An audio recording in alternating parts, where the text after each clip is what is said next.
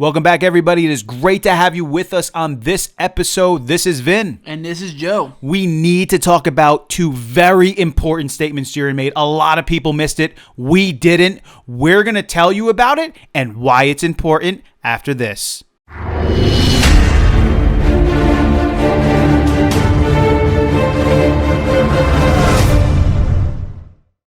At the very end of the episode, we had Vegeta take out Toppo. He basically gave up all of his energy, a massive amount of energy, to defeat Toppo and even his destruction energy orb. And Toppo falls off. He's done. He's out of it. And then we get this strange and awkward and weird reaction from Jiren. At least I thought it was, at least with what Jiren's character should have been in this case, at least for me. And he says these two things that are very important, and I think that we need to take a look at them. The very first thing that Jiren says to Toppo, like basically Toppo is practically dead, laying on the ground. He says to him, "How pathetic. I expected more from you."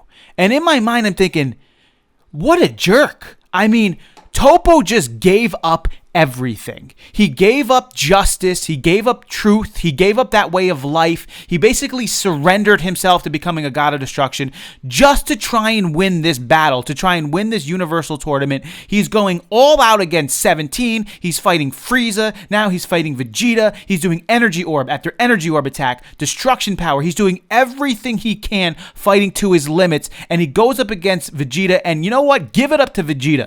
Vegeta gave up everything too here. I mean, as much as he possibly could, and takes Toppo out. And Jiren's reaction is, how pathetic? Does that not tell us something about the jerk that is Jiren? And also, let's go back to when Toppo was actually first talking about Jiren.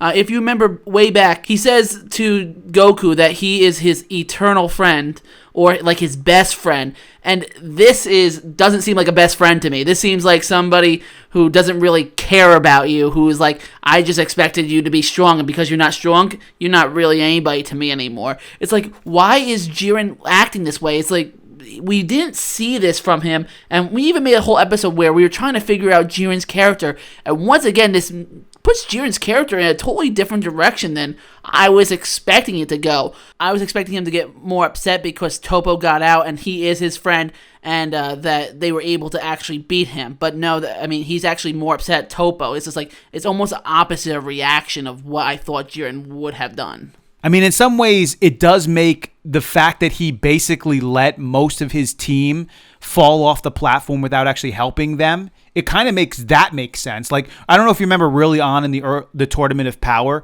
Jiren was just sitting back while the rest of the fighters were attacking, and one after the next were being eliminated. And I know we made an episode then too, like, why is Jiren doing this? If he's so powerful, can't he just protect everybody? And he could just protect everybody, but he didn't, because he thinks they're pathetic. That's why he didn't protect them, because he thinks they're not worth it. They're like flies on a wall to him. I mean, in comparison to Toppo, especially Toppo, God of Destruction Toppo, those guys were nothing.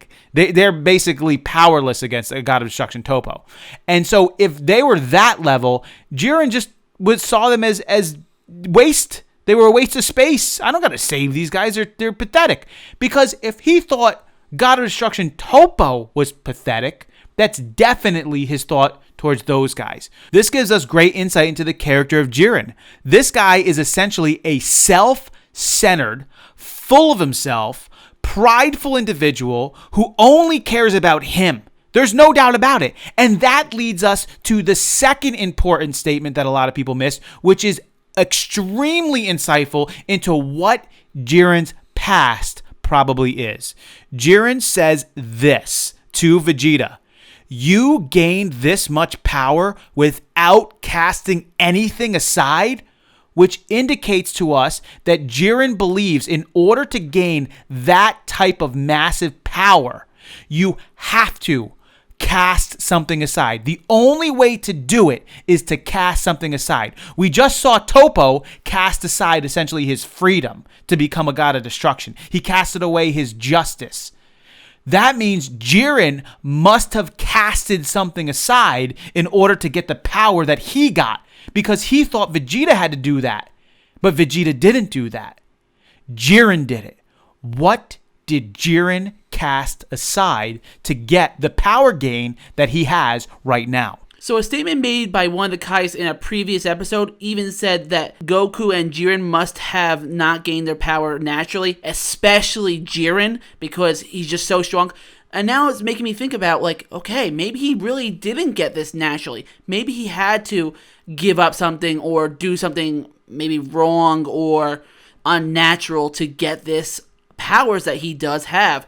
I mean, he is pretty much almost saying it here verbatim to us. So now the real question is, what did he cast aside? I know some people are making theories that there's something maybe with Jiren and the Omni King, and the Jiren is has the same power as the Omni King, but in strength and fighting ability, except for being able to destroy universes. I know there's tons of ideas figuring out how strong Jiren really is, and it could be something out there with that, because what is this casting aside? It just opens up so many ideas of what Jiren had to do to gain his power. And honestly, it makes me think about so many other genres out there and universes out there in different stories or movies where an evil character has to gain their power by casting others aside or by destroying other people or taking advantage of other people.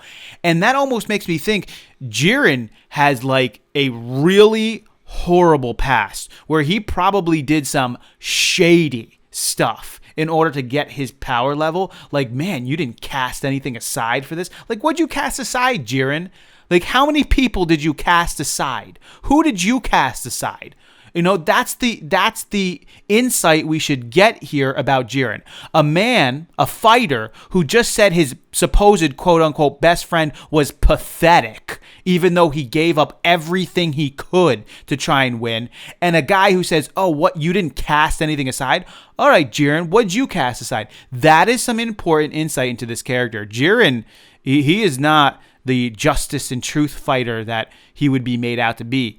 Jiren's some shady guy. There is some shady past to this guy. And so what it is, I don't know. What his wish is all about, I don't know. But it's got something to do with this. There's no doubt about it. So we figured we'd share these two quotes with you. We thought they were important and insightful into the character of Jiren. And maybe something they will come back to at the very end of March, hopefully, with these final episodes, and maybe not leave us on a cliffhanger. I don't know how they're going to be able to wrap it up this quickly, but hopefully they can do it well, and hopefully they really bring all this together. So we figured we'd share this with you. What are your thoughts on that? Please go ahead and leave it below. As always, if you're enjoying the content, go ahead and hit that subscribe button and turn on those notifications. This is Vin. And this is Joe. We hope you enjoyed this one. We will catch you guys next time.